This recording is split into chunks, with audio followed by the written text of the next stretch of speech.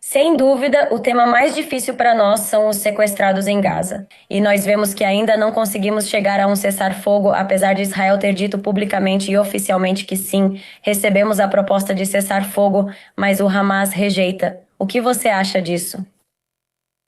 Esse dilema existe desde o início. Lembro que, quando a guerra começou, já estou servindo há 300 dias como soldado ativo e reservista. Neste domingo, volto para minha quinta rodada no Exército. Desde o início, o objetivo militar é eliminar o Hamas e resgatar os sequestrados. Mas isso causa um paradoxo, porque o que vem primeiro? Se a prioridade é eliminar o Hamas, os sequestrados se tornam consequência.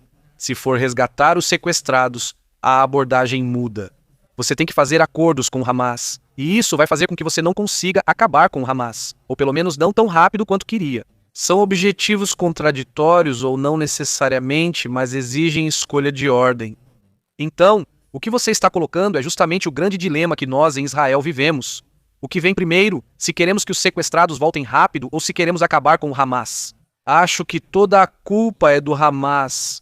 Muitos culpam Israel por agir de certa forma, mas a guerra já teria terminado se o Hamas entregasse os sequestrados e depusesse as armas. Teria acabado no dia seguinte. Haveria paz, como já existe com Egito e Jordânia, que tiveram grandes guerras. Egito tinha um dos maiores exércitos do Oriente Médio quando atacou Israel. Hoje há paz porque eles decidiram parar de nos atacar. Não fomos nós que começamos essa guerra. Sobre o que você disse, a culpa é do Hamas por recusar propostas de Israel, então Israel. Agora temos que escolher qual seria a ordem dos fatores, então se primeiro dar ao Hamas ou continuar fazendo essa troca. E também, olha, a complexidade nesse assunto de ok. Sabemos que se fizermos o acordo, ou seja, aqui há muita divisão dentro da sociedade, embora a maioria realmente queira chegar a um acordo.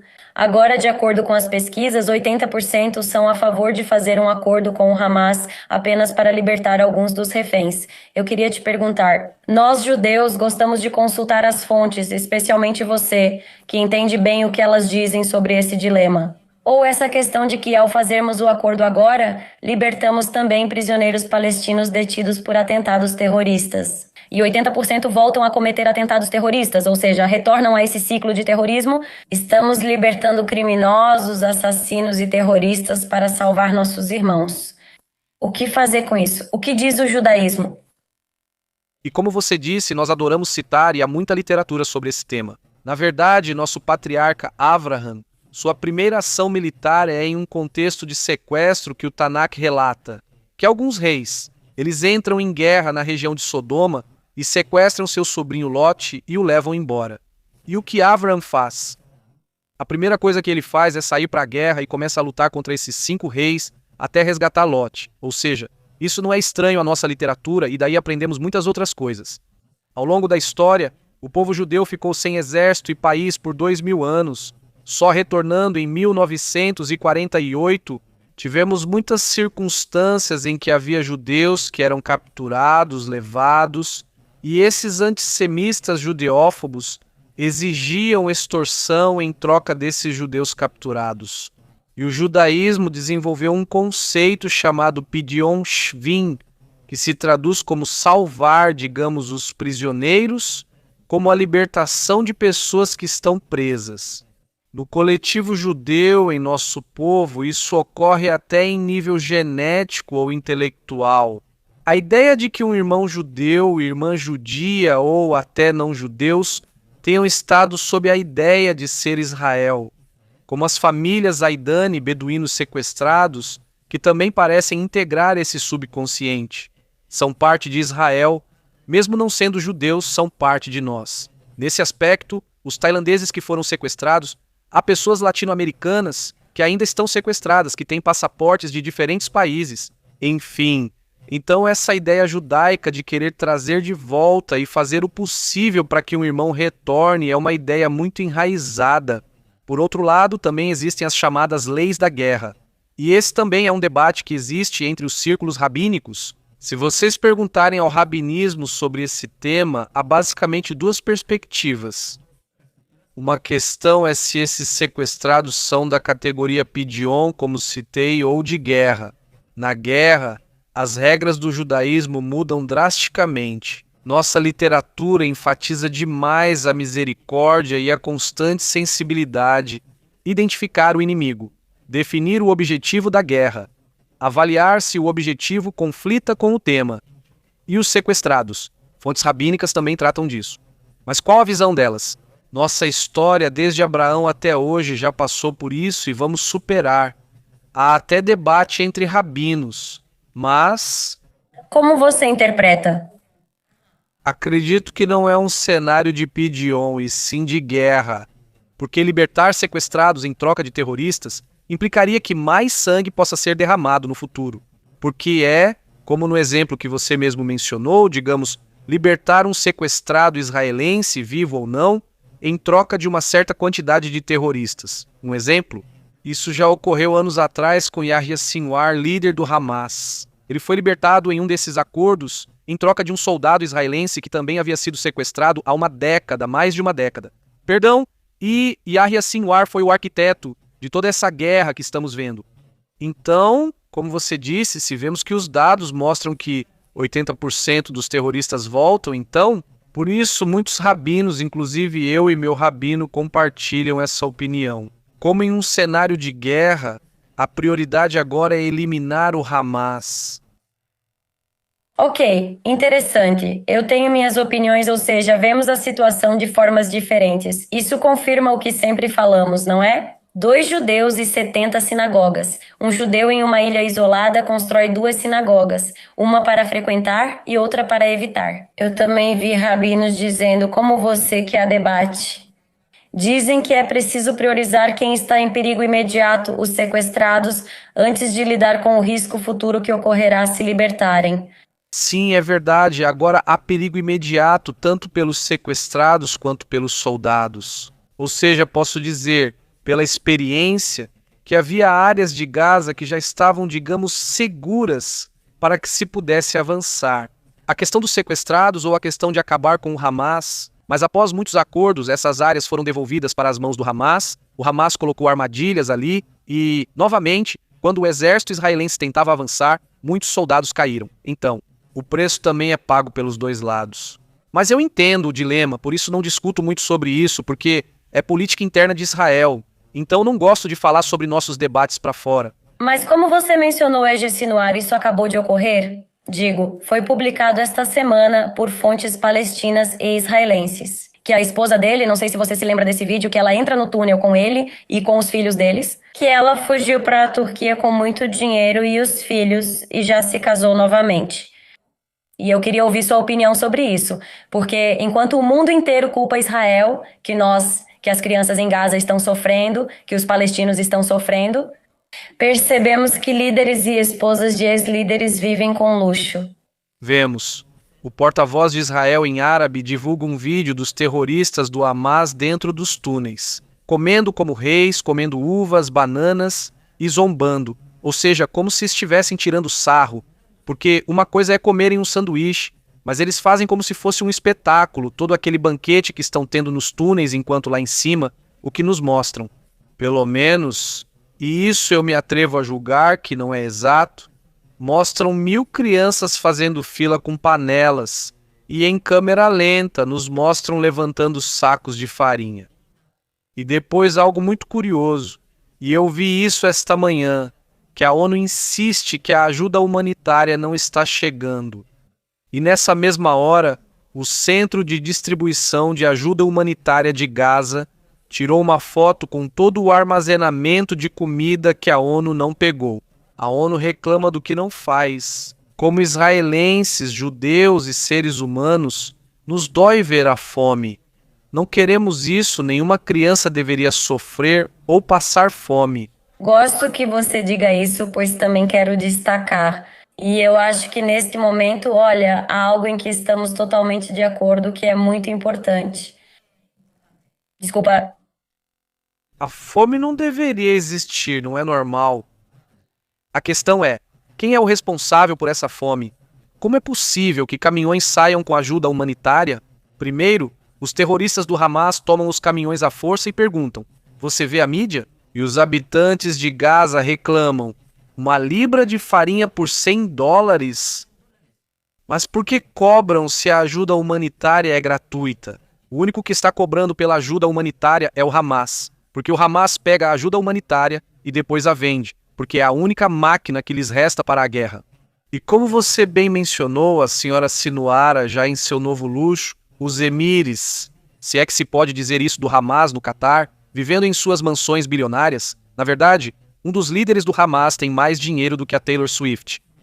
Sim, é um cenário psicodélico mostrando como a população pode ser usada para enriquecer alguns. Claro, qual a diferença com Taylor Swift? Lá pagam para ver show e ouvir música. Aqui pagam por acreditar que isso vai. Doações para palestinos em Gaza, como você mencionou, muitas vezes vêm do Hamas e fazem propaganda. Um dado, falando sobre política externa, é que a cônsul da Embaixada Palestina na Colômbia denunciou o embaixador al-Malik. A cônsul Rim o denunciou, justamente pelo que você acabou de dizer que, assim como as pessoas pagam por um show da Taylor Swift, eventos que esses corpos diplomáticos palestinos fazem são assim, cobram por algum evento e dizem que não estão cobrando para arrecadar dinheiro para um hospital. Em X ou Is, a cônsul questionou o embaixador palestino al-Maliki. Onde está o dinheiro? O dinheiro sumiu e nunca foi doado. Essa é a metodologia deles. Não é à toa que eles têm como ter mansão no Catar sem nada além de um bolso chamado UNRWA. E no final das contas, quem faz essas negociações são os próprios líderes do Hamas, os líderes políticos, por assim dizer, que moram no Catar ou Turquia levando vida de multimilionários. E o que eles fazem nas negociações é que não tem pressão para acabar com essa guerra. E é preciso destacar isso, mas sim, nesse assunto, quando estamos falando um pouco sobre como culpam Israel, não só israelenses, mas judeus no mundo todo sofrem com isso e com o ódio. Só nesta semana vimos 2 casos, e toda semana há mais casos de antissemitismo no mundo. O caso mais recente envolveu israelenses que chegaram à Grécia. Eles queriam descer de um navio e não deixaram eles descerem por causa de manifestantes pró-Palestina que chegaram com bandeiras e bloquearam a entrada na Grécia. E também teve outro caso. Agora, acabamos de ver outro vídeo que saiu de Valência, na Espanha, de jovens. Um grupo de jovens foi retirado de um avião por cantar em hebraico. Acabou preso e sofreu coisas terríveis após pedidos. Exigiram que apagassem todos os vídeos e documentos que mostravam suas ações. O antissemitismo cresce globalmente. Gostaria de saber se o judaísmo aborda esse tema e o que diz sobre isso. Ou podemos trazer algo das nossas fontes que falam sobre por que existe tanto ódio contra nós, contra os judeus, e desta vez está aumentando ainda mais. Sim, o que geralmente o judaísmo faz, e isso eu recomendo para qualquer pessoa que esteja me ouvindo, o judaísmo. Evite culpar o outro, pois frequentemente dizemos que não gostam de nós porque o outro é o vilão ou fez algo errado. O judaísmo não tem esse foco. Por exemplo, agora vivemos as 3 semanas de luto no calendário judaico. É um período em que relembramos a destruição do templo. E por que dizemos que o templo foi destruído? Não, porque já sabemos que romanos e babilônios foram maus, nos perseguiram e crucificaram 6.000 judeus. Mas o que dizemos? A razão pela qual o templo foi destruído é porque nós tínhamos ódio gratuito entre nós. Ou seja, e o enfoque do judaísmo sempre foi esse, que é como suas ações levam você a pagar. Isso é medida por medida, sendo esse o enfoque geral do judaísmo. Avalie o que sente antes de culpar o outro. Mesmo que o outro seja ruim, reflita. O que você pode fazer para mudar a situação? Você pode criar um estado e um exército para se defender, entre outras coisas. Meu enfoque sobre esse tema é que o mundo quer ouvir o que Israel tem a dizer. O mundo esperou 2000 anos pelo judeu, exilado por todo lado, e agora que voltamos à nossa terra, voltamos ao nosso país. Qual é a mensagem que temos? Porque, na minha perspectiva, este é um momento bíblico, pode-se dizer. O fato de que um povo disperso por centenas de países, a 290 e poucos países, tenha voltado ao seu próprio idioma, à sua própria terra. Então, isso é uma mensagem muito grande que Qual é, então, a humanidade? No subconsciente, entende que Israel representa algo grandioso, temido ou rejeitado, seja o que for. Por isso, não culpo tanto o judeófobo, mas quero assumir essa responsabilidade para entender. Vamos dar um passo atrás e entender por que isso está acontecendo, o que temos. Talvez nosso papel deva ser mais universal que nacional, já que o sionismo geralmente foca em defender Israel. Talvez também tenhamos um papel cosmopolita, transmitindo uma mensagem universal da Torá ou do povo de Israel. Então, me parece que é para esse lado que as fontes do judaísmo apontam, não tanto para reclamar que existem antissemitas. Sempre existiram, talvez sempre vão existir, mas sim. O que podemos fazer nós para melhorar a situação? Uau, excelente abordagem. Eu realmente acho muito interessante o que você diz. E também acho que, como você disse, em nível histórico, sempre que estivemos divididos internamente, algo grave aconteceu entre nós. Ou seja, como você mencionou sobre a destruição do segundo templo, atribuída ao ódio gratuito, isso ocorreu após um período em que fariseus e saduceus se odiavam. Lembro de fatos atuais, inclusive em Israel, onde há dois grupos opostos.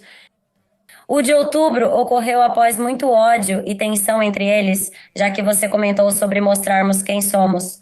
Talvez você possa comentar como vê Israel ou o judaísmo hoje ou nosso futuro, como essa guerra vai terminar, o que devemos fazer para isso acontecer. Isso sim. Quero dizer ao público que tudo ficará bem, vamos triunfar. Judeus já superamos desafios maiores que este. Vamos sair bem e quero convidar o público a participar deste momento histórico junto com Israel. Por quê? Essa geração está moldando o futuro da humanidade. Israel somos só nós. Como posso explicar? Vou contar uma analogia. Em Israel existe um suco chamado Petel, que é como... Como posso explicar? É como um concentrado que você mistura com água para virar suco. Acredito que em Israel representamos o dilema central da humanidade. Vocês veem a situação na Europa: imigração ou não, multiculturalismo ou não, América Latina, progressismo ou direita, ser conservador ou de esquerda, e essas vozes, as vozes que representam ambos os lados, estão concentradas no conflito. Daqui, muitos dos ecos que se ouvem partem daqui. Se vocês prestarem atenção em qualquer uma das narrativas, Israel é como esse eixo em torno do qual muitas dessas conversas giram. Por isso convido vocês a tomarem parte do lado certo da história, que é Israel. Eu garanto a vocês que vamos triunfar e acreditem, será uma honra para seus netos saberem que vocês ficaram do lado certo da história. Fascinante, de verdade, que conversa fascinante e super interessante. Por favor, deixem um like se vocês gostaram dessa conversa com Eacos e filosofia judaica. Se ainda não seguem, deveriam. Desejo muita sorte e sucesso na sua missão no Exército. Vamos continuar em contato, adoro ter você aqui e nossas conversas mostrando nossos pontos de vista. Muito obrigada, Gaba. E como você disse, ame Israel Shai, o povo de Israel vive.